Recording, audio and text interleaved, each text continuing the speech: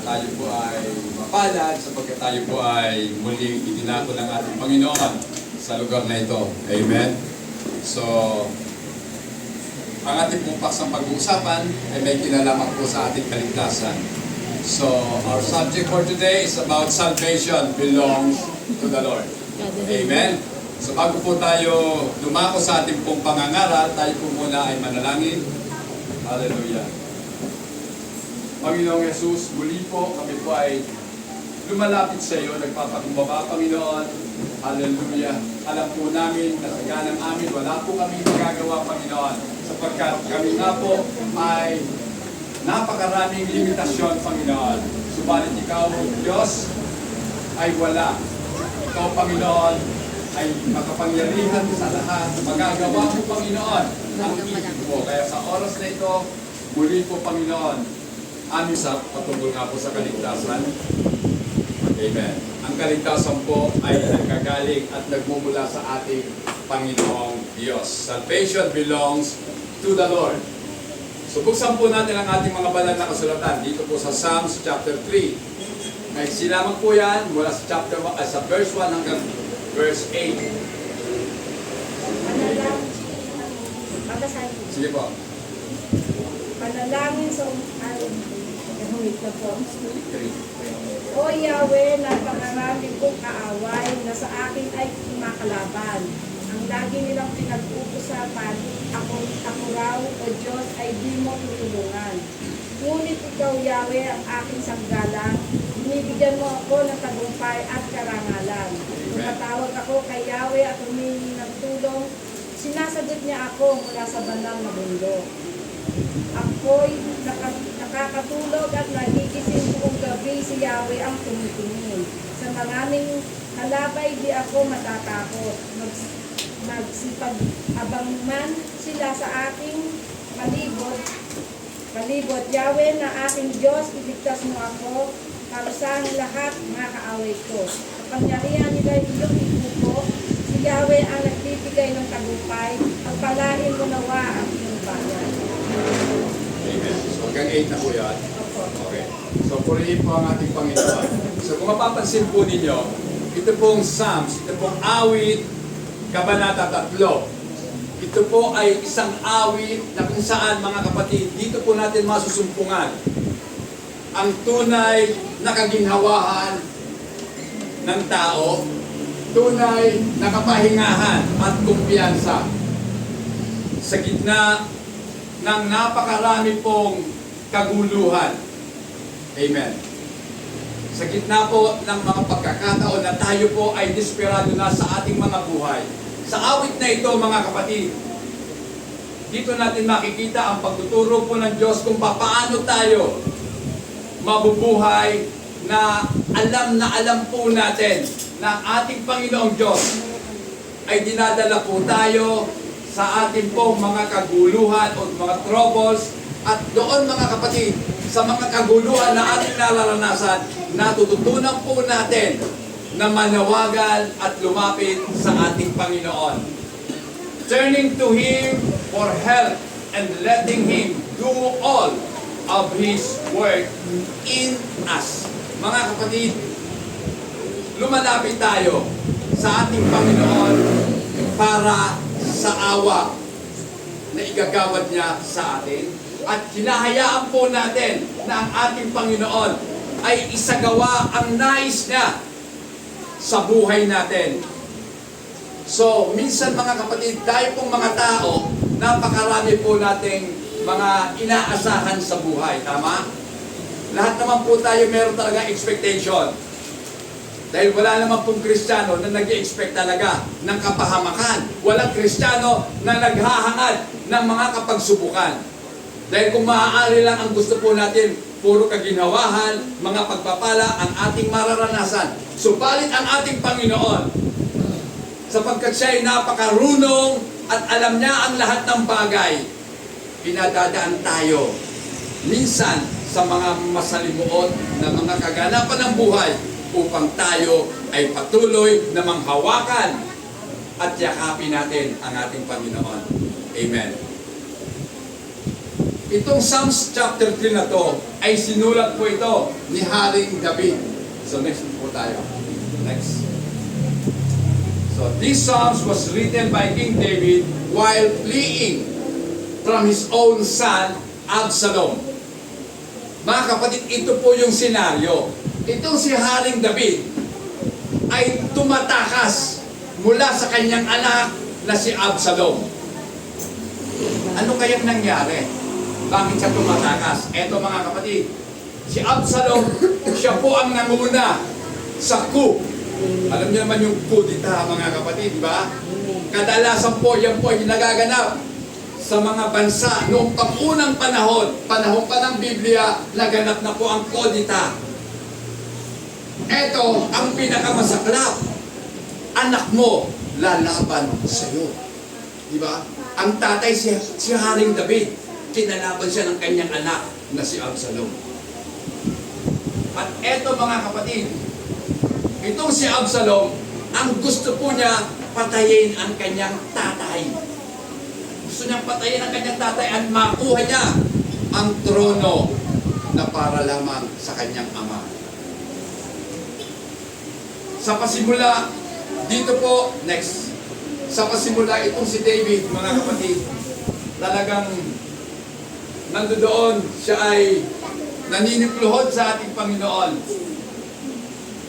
Sapagkat sinabi niya, ang aking mga kaaway. Di ba? Sa verse 1, ano sabi doon? Panginoon, ang mga kaaway ko ay dumarami. Ang tumitindig laban sa akin ay marami. Di ba? So ako ngayon nagtataka. Si Haring David, mabuting hari.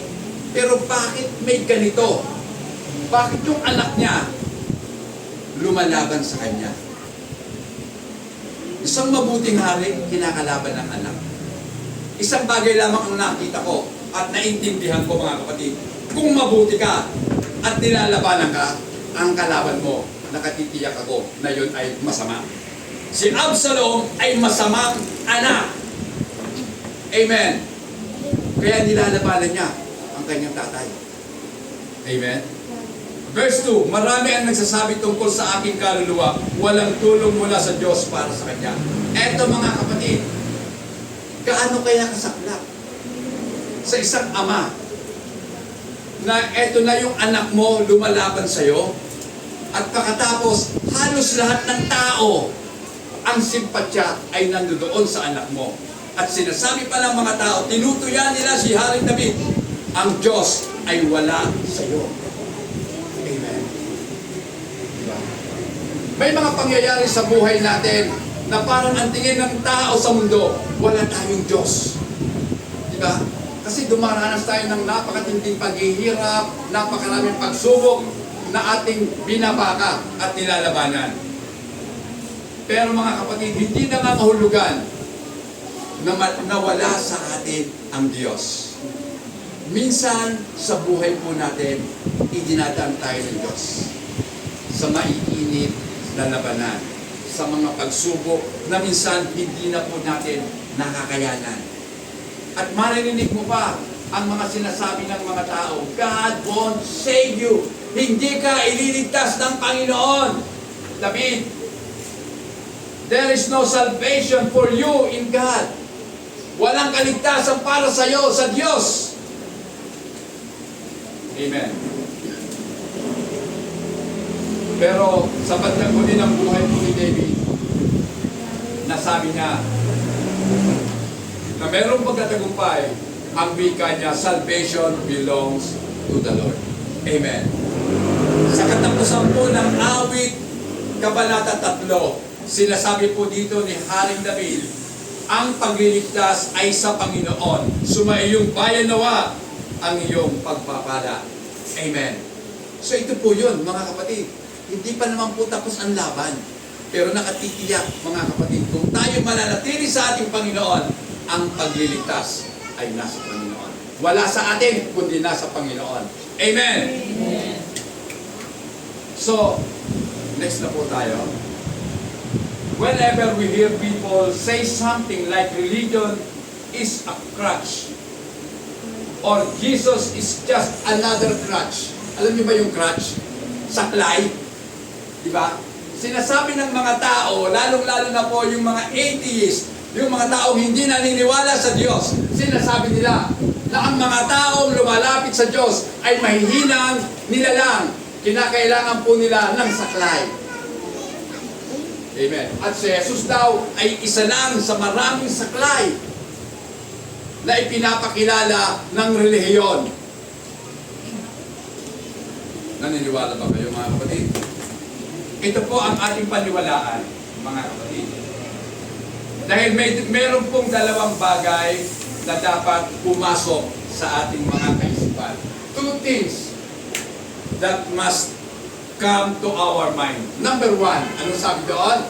We need more than a crutch. A crutch cannot save us. Kailangan po natin ay higit pa sa saklay, sapagkat ang saklay kailanman ay hindi makapagliligtas. Amen? Jesus doesn't give us little help. He saves. So hindi po nagbibigay ang Panginoon sa atin ng kaunting tulong. Hindi na tayo binibigyan ng saklay. Dahil ang saklay, tulong lang yon para makalakad ka. Amen? Pero pilay ka pa din. Nagkakaintindihan?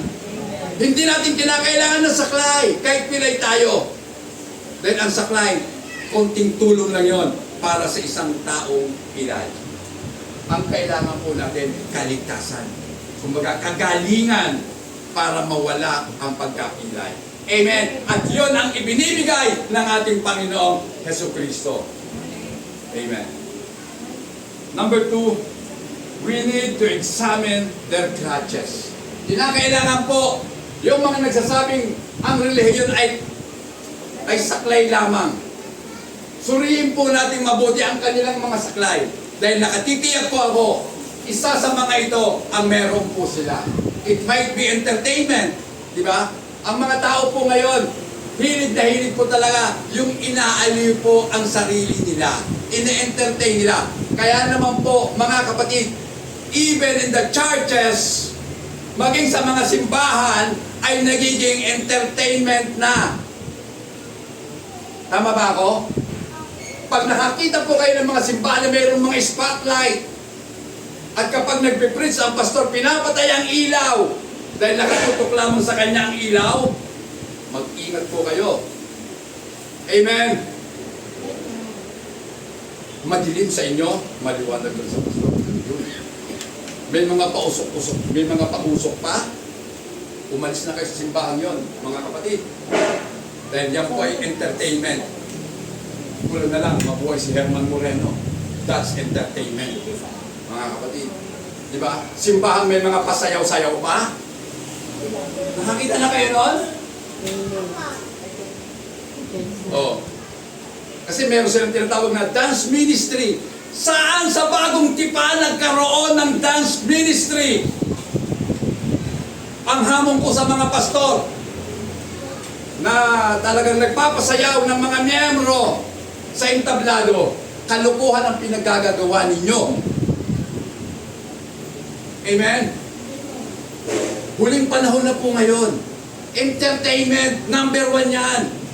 Gusto kasi ng mga tao, nai-entertain sila, nalilibang sila. Ang simbahan po ay hindi libangan. Amen? Dito po, ang mga komportable, sinasaktan para lamang makilala nila ang Panginoon. Amen? Pero yung mga nalulungkot, dito rin po kayo makatatagpo ng kaaliwan. Ang mga may katanungan sa iglesia ng ating Panginoon, matatagpuan ninyo ang kasagutan sa inyong mga katanungan. Wala ditong entertainment. Amen? Amen! Amen. Okay. So ano pa? Human reasons or intellect. Isa po yan sa mga crutches ng mundo. Diba? Nagpapakalalim sa pag-aaral, pero ang pinag-aaralan hindi naman patungkol sa Diyos. Diba? Ang dami mong alam, pero pagdating sa salita ng Diyos, walang alam ang tao. Diba? Nagpapakadalubhasa. Meron na po silang masteral degree. Meron pang doctorate degree, pero walang alam sa Diyos. Salamat na lamang talaga sa Panginoon sapagkat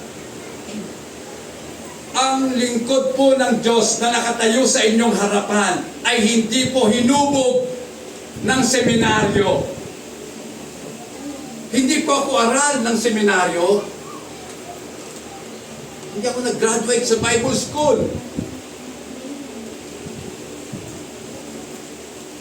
Pero, ito lang ang masasabi ko, mga kapatid.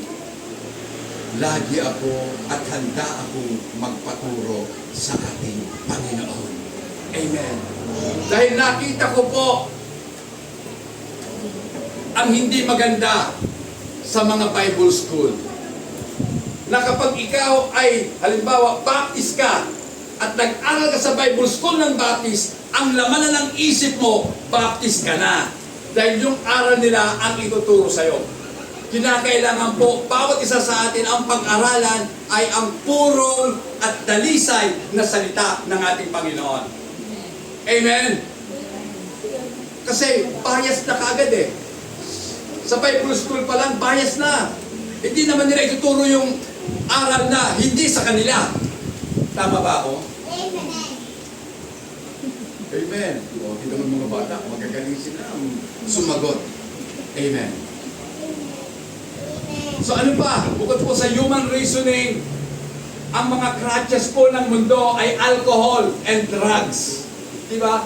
Dito, kung akala nila, malilibang sila, matutulungan sila ng pag-iinom ng alak. Dahil ang sinasabi nga po nila, maging si Jesus daw ay gumawa ng himala. Yung unang himala ng ating Panginoon, when Jesus turned water into wine. Doon po sa kasalan sa Kana. Diba? Pero hindi naman po nakakulunan ng kapatid na ito talaga ang magiging lunas sa mga problema ng tao. Alcohol. Pag humupa na ang epekto ng alcohol sa buhay ng tao, anong mangyayari? Masakit ang ulo. Amen? Amen. At sisirain pa ang mga atay ng manginginom. Amen. Amen.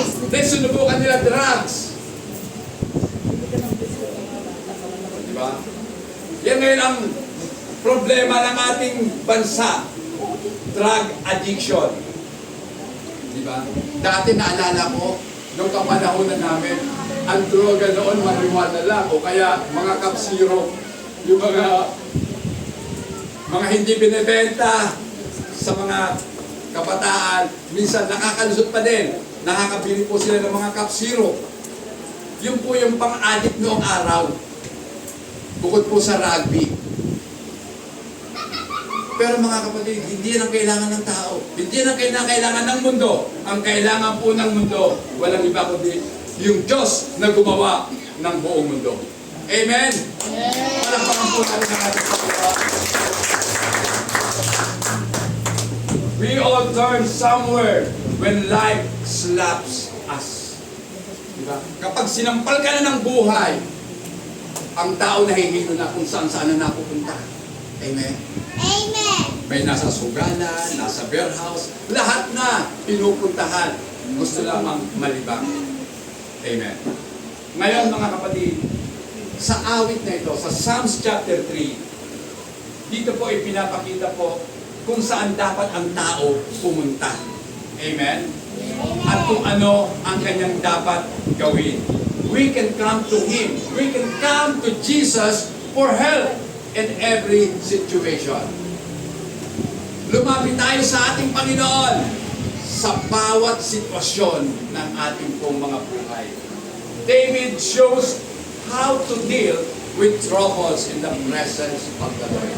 Ipinapakita po ni Haring David kung paano kinakailangan harapin ang mga kapagsubukan, ang kaguluhan ng buhay kasama ang ating Panginoon. Amen. Pinagmula ka ang gulo ng buhay ni David, diba? Alam mo, anak mo, anong gagawin mo sa anak mo? Papatayin mo? Kasi, ang ginawa po ni David, tumakbo na lang siya, tumakas. iniwasan yung anak na magkaharap silang mag-ama. Amen. Tumakas.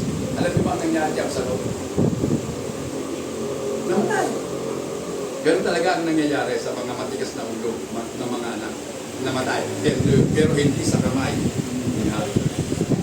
Siyempre hindi niya magagawang patayin ng anak niya. Amen. Okay. Puntahan na po natin. Verse 1 and 2. Pag-aralan natin. Many and massive trouble. Napakarami at napakalalaki ng mga problema ng tao. Amen. David seems shocked upon seeing the multitude. Sino ba naman ang hindi masashock? Makita mo, ang mga tao ng people's power na. Baba ka na dyan, David. Baba ka na dyan, David. Baba ka na sa pwesto mo, King David. People's power, di ba? Siyempre, masashock ka, matatakot ka. Kaya sabi nga ni David, how many are my foes? Gaano kadami ang aking kaaway? Amen. And knowing that the leaders of his enemies was his own son. Alam niya na ang pinakapinuno ng kaaway niya walang iba kundi ang kanyang anak na si Absalom. At itong si Absalom is gaining support from the people. 2 Samuel 15:6 pakibasa. Ito ang naging ginagawa ni Absalom sa mga Israelitang humihingi ng katanungan sa hari. Kaya't makuha niya ang iyak ng mga ito. Amen. So, in this manner, Absalom acted toward all Israel who came to the king for judgment. So, Absalom stole the hearts of the men of Israel. So, nakuha nitong si Absalom ang puso ng mga tao. Amen. Nakuha niya ang simpatiya ng mga tao. Siguro mahusay manalita. Amen. Bukit maniwala sa tatay ko. Babaero yan. Amen. Mamamatay tao yan. Totoo naman. Di ba? Si David ay adulterer at martyrer. Di ba? Ginawa niyang asawa si Bathsheba at para masolo na si Bathsheba, pinapatay niya si Urias. Dinala niya sa battlefront para mamatay. Ibig sabihin, si David pa rin ang dahilan kung bakit namatay ang asawa ni Bathsheba. Plano niya yun, mga kapatid. Kaya nga, si David ay mamamatay tao at mga ano niya. And David recognized this. Alam po ni David na ang kalaban niya, anak niya. Kung ikaw yung tatay, mananahimik ka? Di ba? Mag-iisip ka ng malalim. Maguguluhan ka. Ano bang problema ng anak ko? At ano ba ang nakita niyang problema ko? Bakit niya ako nilalabanan? Amen. Sa isang ama, napakasakit po nun. Di ba? Labanan ka ng anak mo. At hindi lang basta lumaban, kinuha pa ang simpatya ng mga taong nasasakupan mo at gusto ka pang patayin ng anak mo para makuha ang paghahari. Amen. Sa palagay ninyo na matutuwa ang Diyos si Absalom. Hindi, mga kapatid. Marami ang nagsasabing tungkol sa aking kaluluwa, walang tulong mula sa Diyos para sa Kanya. So, yung pang sinasabi ng mga taong naririnig ni Hari David, wala ang Diyos sa panig mo.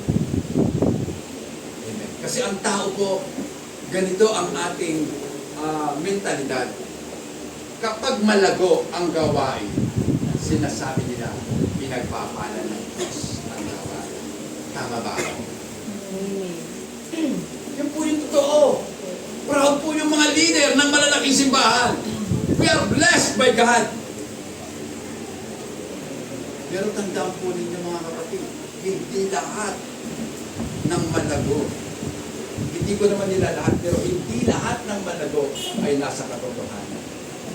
Amen. Hindi lahat. Meron din malago na nasa katotohanan. Pero kadalasan, lalong-lalo na sa Amerika. Yung mga simbahan na halos 50,000 na ang miyembro. Nakita nyo sa Davao, sa Pilipinas, ilang milyon ang miyembro. Masasabi niyo bang nasa katotohanan? Isip-isip din po tayo, mga kapatid. Sila yung mga taong nalaso na ng kasinungalingan ng kanilang leader. Amen.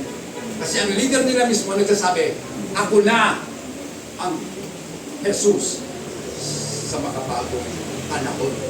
I am the appointed Son of God. Diba? Pamumuso nyo, ginagawa ng tao yan. Diba? Nakita nyo na kung nasaan siya ngayon? Parang daga na nasa lungga. Nagtatago. Diba? Meron bang Diyos na natatakot mamatay? Kung Diyos ka, alam mo hindi ka mamamatay. Ba't ka natatakot? Sana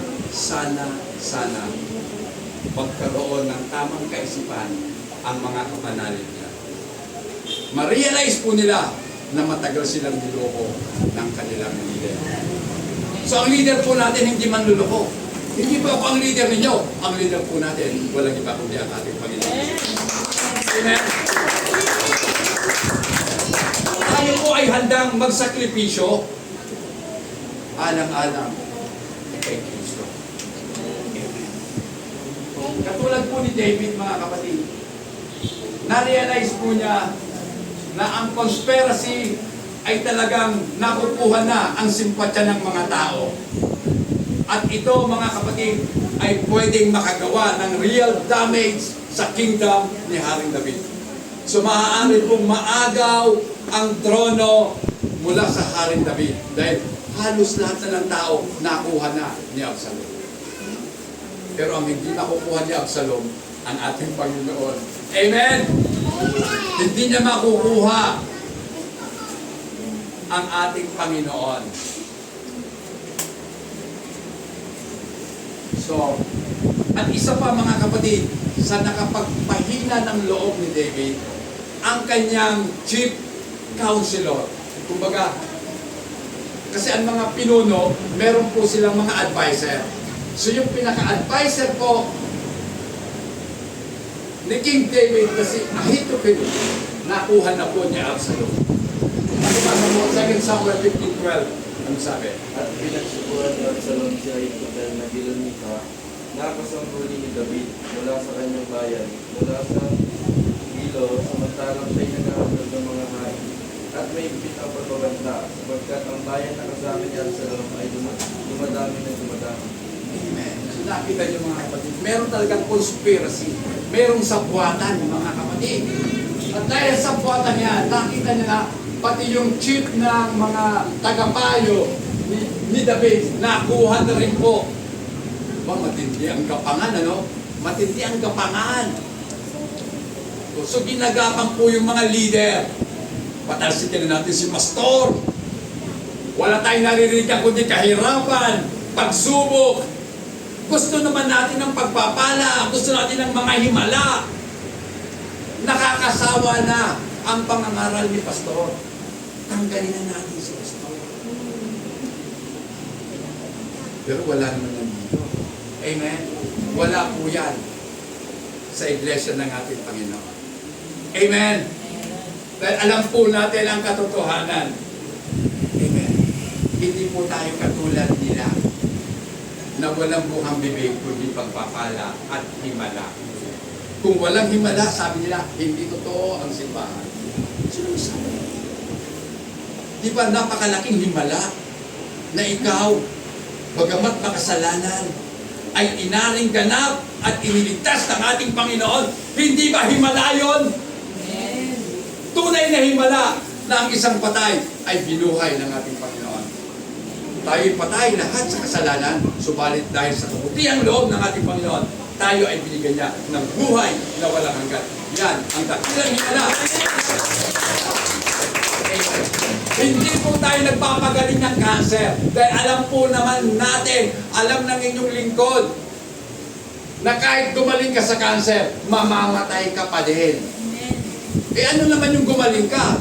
After 5 years, o 10 years, o 20 years, mamamatay ka pa din. Eh di walang saysay.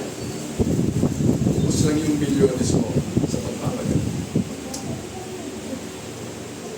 Pero yung buhay na walang hanggan na meron ka, wala kang ambag, kahit ano. Yan ay gawa ng ating Panginoon. Ibinigay sa iyo through faith. Dahil sa pananampalataya mo, nagkaroon ka ng buhay na walang hanggan. Amen. Eh, Pastor, galing pala sa pananampalataya ako eh. Yes, totoo. Pero yung pananampalataya yon, bigay sa iyo ng Panginoon. Amen. Katunayan, dati hindi ka naman naniniwala sa Panginoon. Di ba? Sino ba sa atin ang ipinanganak na niwala na kay Kristo? Wala eh. Ako nga po, anak ko na si Miguel, anak ni Sister Sene si Miguel. Mga 1 taon na siya. O 2 taon nung makilala namin ang Panginoon.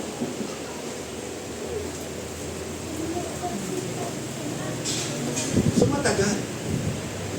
Kaya nga, pag pinag-isipan mong mabuti, makikita mo ang katotohanan. Ang Diyos lahat ang may kagagawa ng ating pong kaligtasan.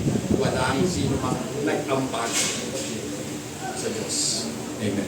Kung bakit po tayo gumagawa na ng mabuti, yan po ay patunay na ikaw ay ligtas.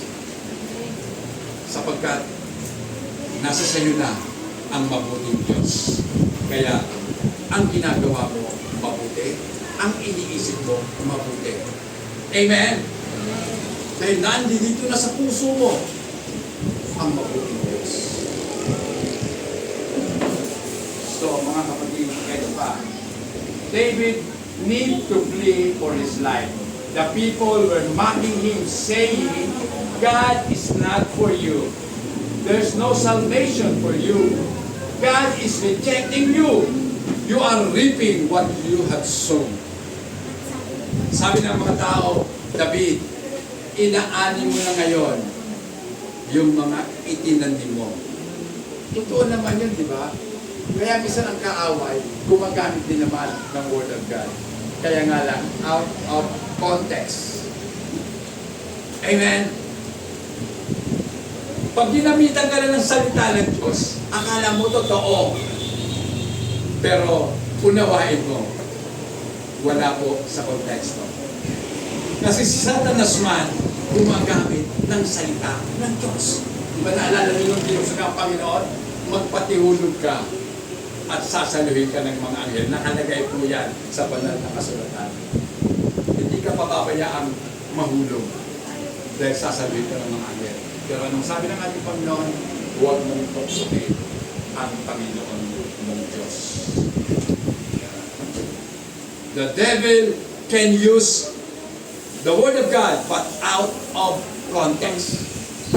Gagamitin niya yan. Kaya ingat kayo. Akala nyo, maka-Diyos kasi gamit salita ng Diyos. Pero hindi pala. Laging ginagamit. Magbigay kayo. Magpapalahay kayo. Siyempre yung mga tao, uy, magbigay tayo. Di ba? The more you give, the more you will receive. Siyempre, sino ba namang ayaw tumanggap ng madami? Pero, para makatanggap ng marami, sabi ni Pastor, magbigay ng marami. Hindi ko sinasabi yun, ha? Hindi ako yun. Dahil kailanman hindi ako nagturo dito na magbigay kayo ng ikapu ninyo. Hindi. Magbigay kayo ayon sa ipinagpasya ng puso ninyo. Kung saan kayo masaya, subiit. Di ba? Sabi nga ng Beatles, let me. Mga kapatid, eto na. This hit David head on. Alam niyo mga kapatid, pag ganito ang sitwasyon, anak mo lumaban sa'yo, hindi ba sakit ng ulo mo yun? Hirap mo. Akala ko, masarap mag-anak. Masarap na magkaanak. Kung ang anak mo, Brother Val, babae, tama.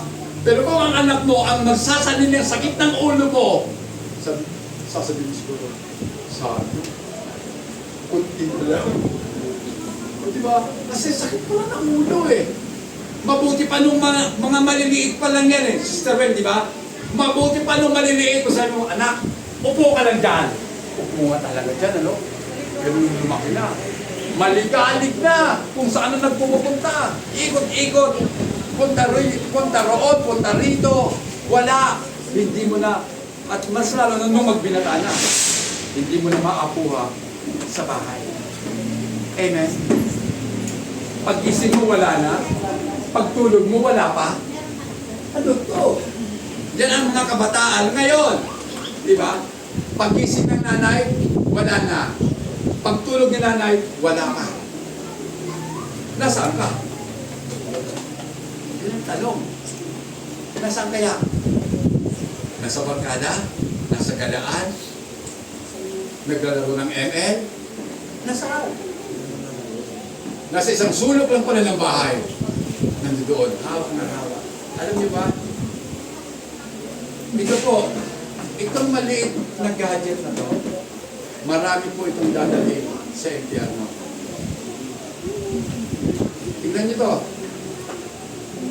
Itong cellphone natin, maraming dadalhin sa impyerno. Yung mga bata na pag inutusan, wait lang. Kahit nasa simbahan, hawak-hawak pa rin ang cellphone, naglalaro. Hindi mabubuhay kung walang cellphone.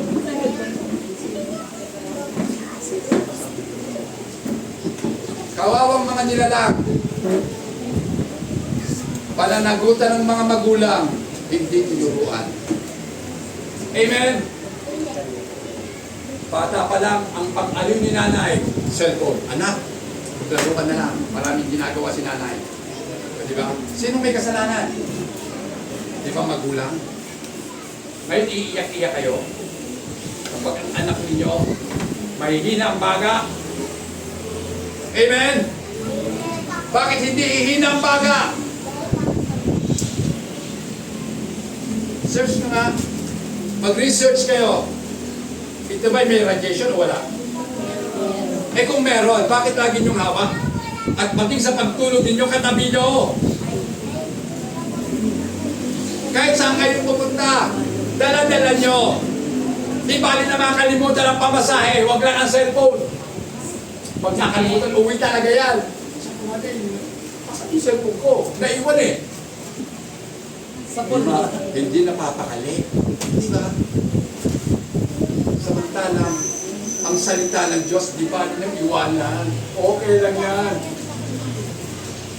Di ba? Meron tayong pang-load, pero wala tayong pambili ng Biblia. Di ba? Hindi ko po sinasabing bumili kayo ngayon na, pero dapat bumili talaga. Huwag kayong umasa sa mga Bible sa mga application lang sa cellphone lang. Pwedeng mawalan. Pwedeng mawalan ng kuryente.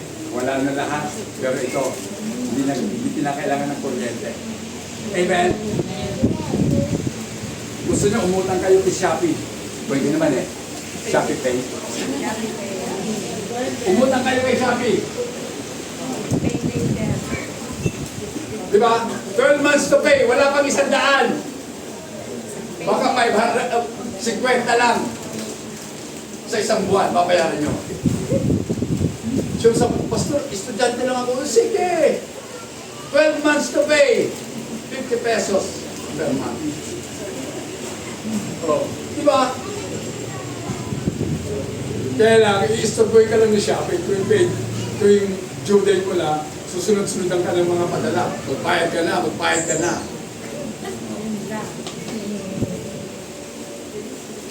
So, pero nakatulong po sa akin yan. Yung isang pong Bible na English, magkano po yun? 1.5. Pero ito mura nag-bulong ko na ba? 750 lang yata ito. Okay. Tagalog naman ito eh. Mas mahal kasi pag English. Kasi galing ko sa ibang bansa. Amen. So, mga kapatid, ito po yun. Diba? So, sasakit talaga ang ulo natin. Dahil sa mga problema. Ngayon mga kapatid, God, was God done with David? Tapos na ba ang Diyos sa buhay ni David? Hindi. Kahit napakarami niyang problema, hindi tinapos ng Diyos si David. At hindi nangangahulugan, iniwan na ng Diyos si David. Amen.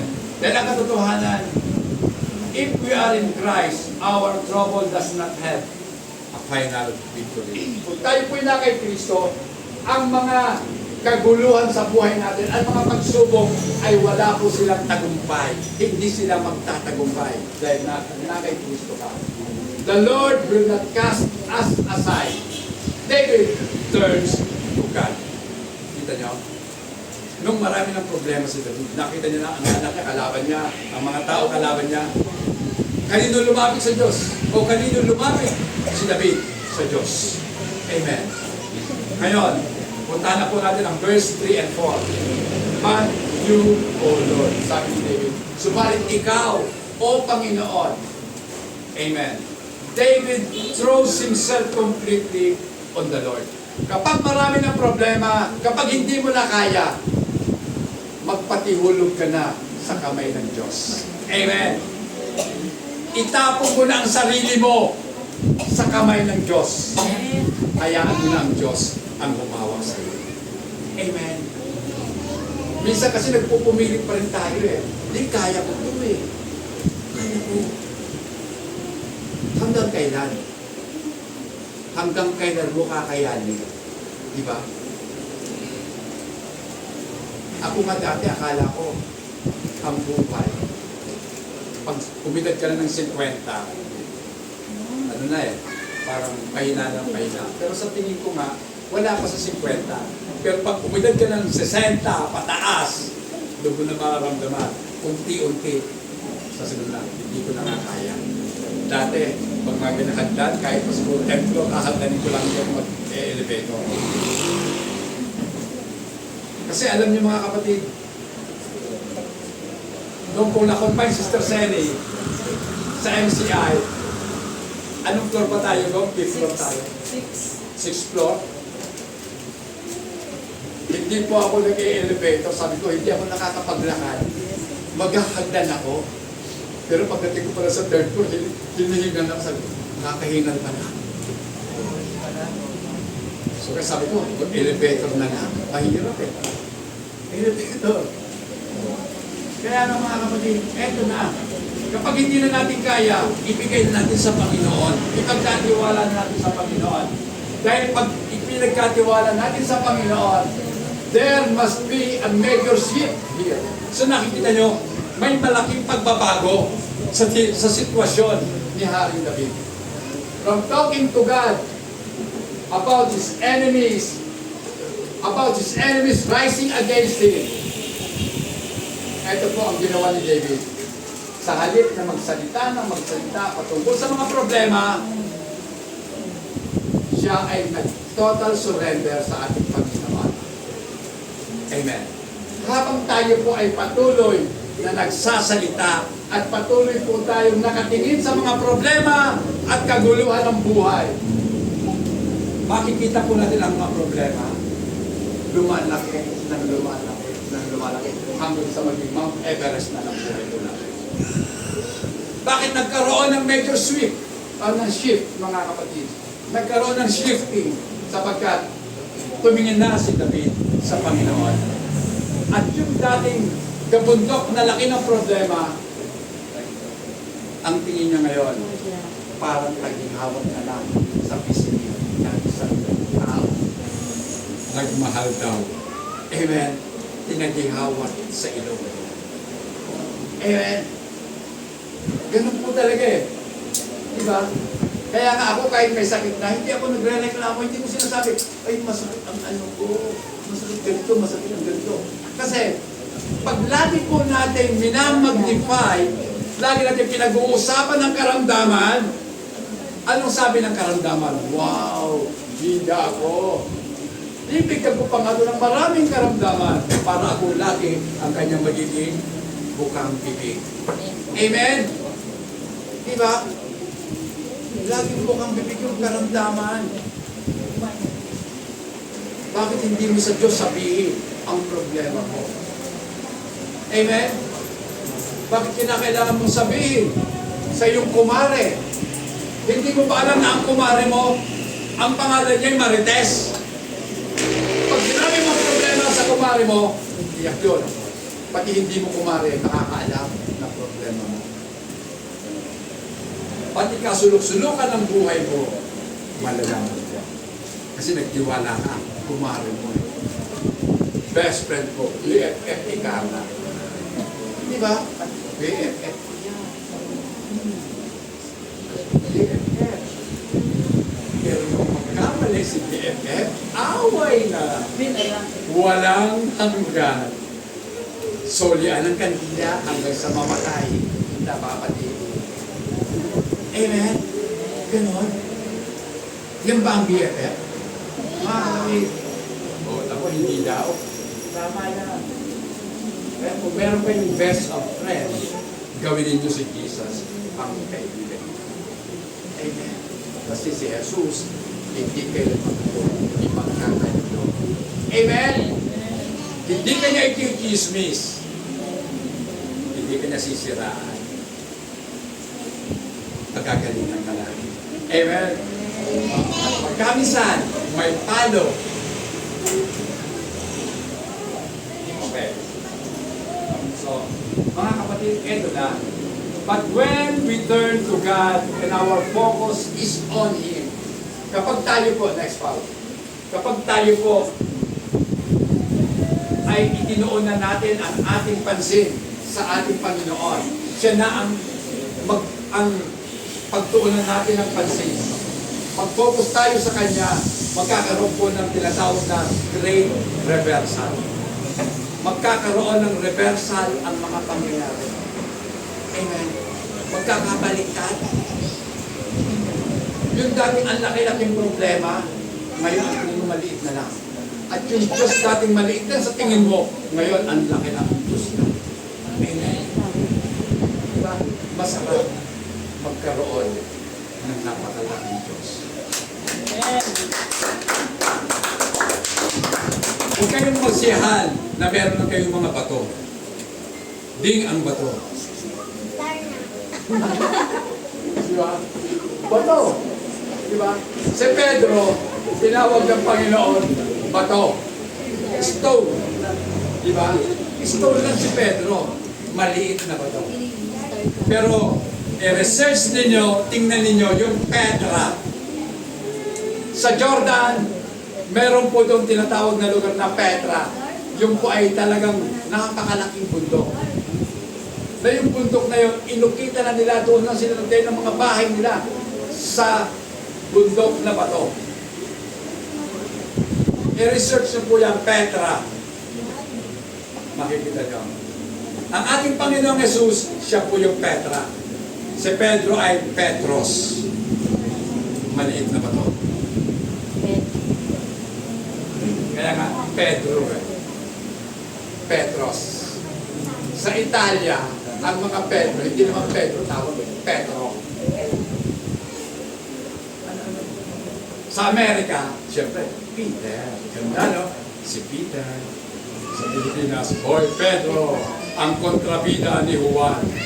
Siyempre sa Pilipinas, ang bida, si Juan.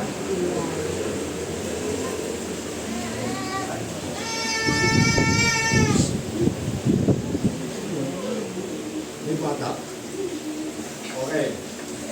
God becomes a massive and majestic mountain of help for us and our troubles diminish. So, kapag nasa atin po ang ating Panginoon, unti-unti, yung mga problema po natin, madidiminish. At ibig sabihin ng diminish, unti-unti lumiliit. Amen. So, alalahanin po ninyo ang dalawang spy, si Joshua at si Caleb. Yung 10, pagbalik po sa Israel, ang dala masamang balita. Ay, wala tayo tumuloy sa lupang pangako. Bakit? Oo nga, malalaki yung mga prutas doon. Ang lalaki ng mga pananim nila. Pero, mga higante rin ang mga tao. Kaya huwag na tayong tuloy. Pero sabi ni Joseph sa kanila, hindi. Para na silang mga tipaglong. Diba? Kaya natin sila. Dahil kasama natin ang Diyos. Amen? Kahit gaano kalaki ng problema mo, kaya mo sapagkat kasama mo ang Diyos. Amen. Verse 5 and 6, anong sabi? Courageous and comfort. Kailangan po natin magkaroon talaga tayo ng lakas ng loob upang magkaroon po tayo ng kaginawahan sa buhay. Courageous and comfort. Verse 5 and 6. Because all that the Lord is for David, dahil nga po sa katotohanan ng lahat ng sa Panginoon ay para kay David. Kung ikaw si David, matatakot ka pa. Kung alam mo na lahat ng nasa sa Panginoon ay sa'yo. Amen. Kaya nga sabi ni David, alam niya the Lord is shield surrounding him. Na ang Panginoon hindi lang nagpadala ng kalasag para harangan o palibutan si David. Ang mismo ang Panginoon ang nagsilbing shield ni David. Amen? Diba? Iba kasi yung nagpapadala eh. Diba? Kaya ako po hindi naniniwala na ang ating Panginoong Jesus ay iba sa Ama. Dahil ang totoo, dahil sa sobrang pagmamahal sa atin ng Diyos, siya mismo nagkatawang tao at binayaran ang ating mga pagkakamali. Amen? Kasi walang kwenta yun eh. Uutusan mo lang, anak, puntahan mo ngayon, bayaran mo, mamatay ka doon para mabayaran yung utang nila. Ano yun? Diba? Sinasabi ng ibang mangangaral, yun na nga anyang pinakamatinding pagmamahal eh. Ibinigay ng Ama ang kanyang anak. Ha? Ano to? Di ba wala nang pinakamagandang palatandaan ng tunay na pagmamahal? Kung ikaw mismo, mahal mo yung tao, hindi mo na kinakailangan mag-utos pa para isagawa ang pagliligtas. Ikaw mismo ang gagawa para sa kaligtasan. Yun ang tunay na pagmamahal. Naway maintindihan ito ng mga tagapangaral at ng mga inaaralan. Amen. Na yung Diyos na Espiritu, yung Ama, na kung tawagin nila, ay nagkatawang tao upang iligtas ang bayan niya. Hindi lahat ng tao, kundi yung lamang Kanya. Amen. At dito mga kapatid, hindi lamang ang Panginoon iningatan si David bilang kanyang kalasag. His glory supply all David's need. Lahat po ng pangangailangan ni David sa pamamagitan nga po ng kaluwalhatian ng Diyos, ipinagkaloob ng Diyos. At dito po sinasabi nga po ni David, God is the lifter of my head. Di ba minsan, pagod na yung ulo mo, hindi ka lang tingala, parang babagsak na. Ang nakalagay nga dyan, saging head eh. Ano yung saging? Hindi yung saging na banana. Saging, bumabagsak na yung ulo. Diba? Akala natin yung balikat lang ang bumabagsak. Diba ang mga taong talunan, bagsak ang balikat. Parang kaganda. Basta parang ka naman si Fernando. Balik ka lang ang katawan mo. Nakaganda. Hindi. Ito si Haring David, saging head. Kaya sabi niya, the Lord is the lifter of my head. Siya po yung nagtataas ng kanyang ulo. Diba? Kapag ang tao po ay talunan na, nakayuko na lang, diba? Nakayuko tayo. Pero sabi ng Panginoon, itataas ko ang ulo mo. So itinataas ng ating Panginoon ang ating mga ulo. The Lord heard and answered his cry. Pinakikinggan ng Panginoon ang mga hinaing ni David. At hindi lang pinakinggan, tinugon, sinagot ang mga panawagan ni David. Notice, David laid down and sleep in peace and comfort. Kayo ba pag may problema, pag wala pa kayong pambayad ng kuryente, nakakatulog pa kayo? Yes. Amen. Pag wala tayong pambayad ng tubig, ng internet, nakakatulog ka pa ng mahimbing. Pag walang bigas, sa bigas, sa ano yung tawag doon, sa palalagasan, hindi pa tayo nararatel na. Para ka ng hilong talilong. Saan kaya ako hihira? Yung kapit bahay ko, wala doon silang bigas, may hirap na. Diba? Pero dito po makikita natin, nakakatulog pa si David. Kahit alam niya na inuusig siya ng kanyang anak, nakakatulog pa ng mahimbing at mapayapa. Amen?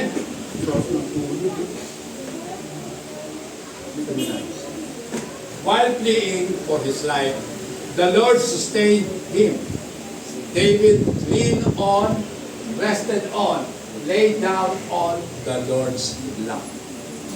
Kita po natin, sa panahon na tayo po ay punong-puno na ng problema, halos hindi na natin kaya pang mabuhay, matulog ka ng mapayapa sa mga hita ng ating Panginoon. Si David ay sumandal, na mahinga at nahiga sa hita ng ating Panginoon. Pastor, ano ba naman yan? May hita ba ito? Salita ko lang yan. Amen. Diba?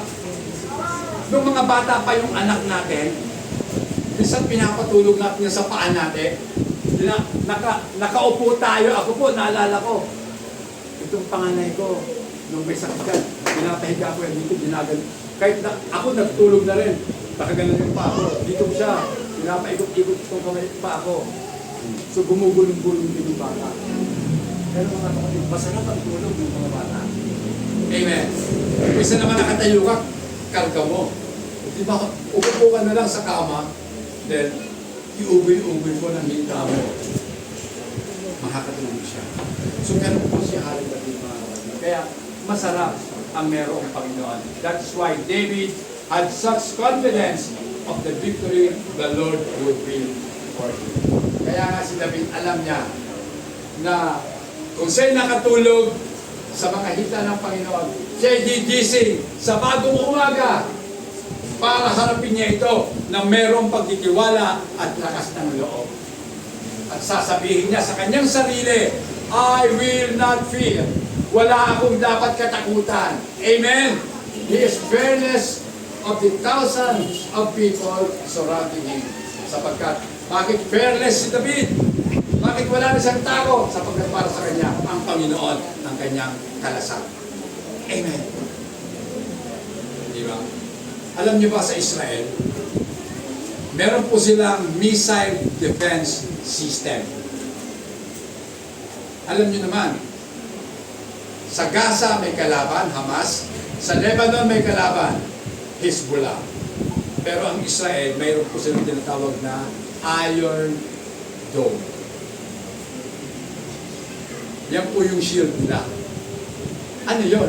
Hindi ito yung, hindi yung invisible na shield. Hindi po, mga missile din po nila yun. Na kapag nagpalipad ang kalaban ng missile, may sasalubog din pong missile ang Israel. So, higit pa sa missile ang ating Panginoon. Dahil kapag tayo po shielded ng Panginoon, walang pwedeng gumambala sa iyong kapayapaan. Amen. Then, verse 7 to 8. Doon na po tayo sa assurance ng ating pong pagtatagumpay. Assurance of victory. Kasi, hinati po yan sa apat na aspeto. Yung pang-apat, assurance of victory. So, dahil nga po, tayo po ay nasa Panginoong Jesucristo. Tayo ay nasa Panginoong Diyos. Ang mensahe po ng kasulatan, the message of Scripture is God saves sinner. Yan po talaga ang nais pong ipabatid ng ating Panginoon kung bakit ibinigay niya ang kanyang banal na kasulatan. Mula Genesis hanggang Revelation, mapapasa mo, God saves sinner. Bago pa magkasala ang tao, nakahanda na ang pagliligtas ng ating Panginoon. Amen? Amen. Nakahanda na. Wala pa ang tao, nakahanda na ang pagliligtas. Bakit? Plano na ng Diyos. Amen? kinakailangan nyo na lang isagawa ang plano para magkaroon ng katuparan. So, salvation belongs to the Lord. Jonah uttered this word from the belly of the great fish. Diba? Sa Jonah chapter 2 verse 9, ano sabi? Ngunit aawit ako ng pasasalamat at sa inyo'y maghahandog. Tutuparin ko ang aking mga pangako o Yahweh na aking tagapagligtas. Diba?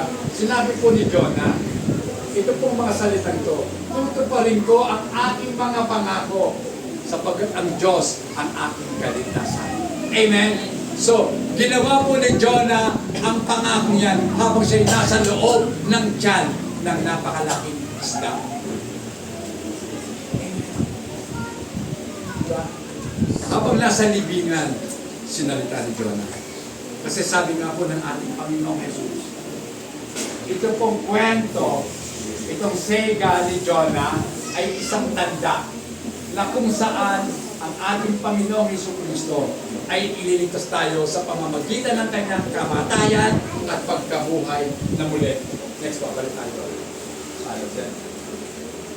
Yan. Jesus says that Jonah's sega was a sign of his death and resurrection.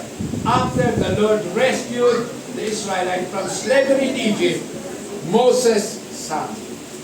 Nakita niyo, si Moses pa ay umawit matapos na sila ay ilabas ng ating Panginoon mula sa Ehipto sa pagkaalipin doon.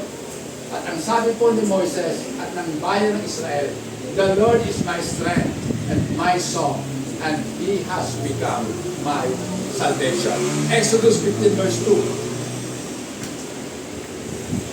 Sige po, pakibasa. Exodus 15. Si Yahweh ang aking kapangyarihan at kalakasan. Siya ang sa akin nagdulot ng kaligtasan. Kay ang Diyos na aking pupurihin, Diyos ng aking Ama, aking dadakilan. Amen. The Lord is my strength and my song. Ang Panginoon ang aking kalakasan at ang aking awit. Amen. So meron pa dito umaawit bukod sa awit sa Panginoon. Dapat masasabi rin natin yan, ang Panginoon ang aking awit. Aawit ako para sa Panginoon. Amen. Sapagkat sa Panginoon nakasusumpong po tayo ng kalakasan. At siya ang ating kaligtasan.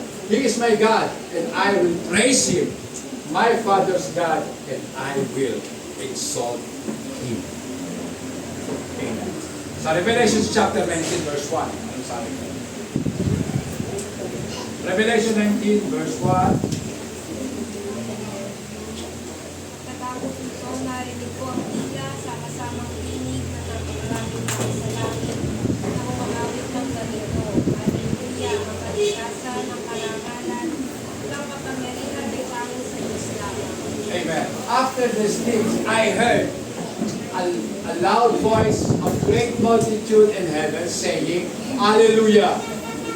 Salvation and glory and honor and power belong to the Lord our God. Amen. So meron pa ang tao dito ang magwala lahat sa Panginoon. Amen. Kaya nga, ito pong awit na ito sa Revelation ay matapos po na ang Babylonia ay bumagsak, mga kapatid. Amen. So, after the fall of Babylon, there is a rejoicing in heaven. Nagkaroon po ng malaking kagalakan sa kalangitan. At ito ang sabi nila, Hallelujah! Salvation, glory and power belongs to our God. Amen. Nobody can successfully be against us if God is for us. Walang pwede pong magtagumpay laban sa atin kapag ang Diyos ay sumasali. Amen? Walang pwedeng makatalo sa iyo kung ang Diyos ay kasama mo. If God is for us, who can be against us? Yan po ang sasabi ng Apostol Pablo. Kung ang Diyos ay nasa atin, sino lalaban sa atin? Pag kinalaban mo ang Diyos, para kang bumangga sa pader. Amen. Talo ka. At kailanman hindi ka mananalo. But do we know if God is for us? Alam ba natin? At paano natin malalaman na ang Diyos ay kampi nga sa atin? Sige nga, paano malalaman na ang Diyos ay kakampi mo? Gusto, nabasa ko po eh. Okay. Ito yun, nabasa mo. Kaya lang ang tanong ganito. Paano mo nga masasabi? Di ba? So ang susi para malaman mo na ang Diyos nga ay sumasa iyo, dapat tinanggap mo si Kristo. Amen! Amen. Jesus is the key. Siya po yung susi, mga kapatid. Amen! Walang ibang susi kundi si Jesus, mga kapatid. Siya po ang ating tagapagligtas. If we are in Christ, our sin are forgiven. Kung tayo nga ay na kay Kristo, lahat ng ating pagkakasala, pinatawad na. Amen? So, ibig sabihin, lahat po tayo makasalanan. Pero, napatawad ang mga kasalanan. Yan po ang kaibahan natin sa mga tao ng sanlibutan. Lahat naman tayo makasalanan. Sila, ako, tayo makasalanan. Pero ito ang kaibahan. Dahil tinanggap natin si Kristo, tayong pinatawad sa ating mga kasalanan. Amen. Pinatawad na tayo. At kapag pinatawad ka na sa kasalanan, di ba? Tayo po ay pinawalang sala na. Amen. When we are forgiven, then we are justified. Amen. Pinatawad, pinawalang sala. So wala ka ng kasalanan as in na parang hindi ka nakagawa ng kasalanan.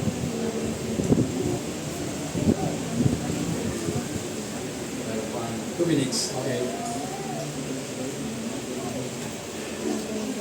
His name is sweet music to our ear. Mga kapatid, para mapatunayan mo na na kay Kristo ka na nga, ito ang isa po sa mga test. Kapag narinig mo ba ang pangalan ni Jesus, masarap ba sa pakinig? Amen. Just like a sweet music sa atin. O naiir na tayo kapag narinig mo yan na naman si Jesus. O di ba? Wala na mukhang bibig, Jesus.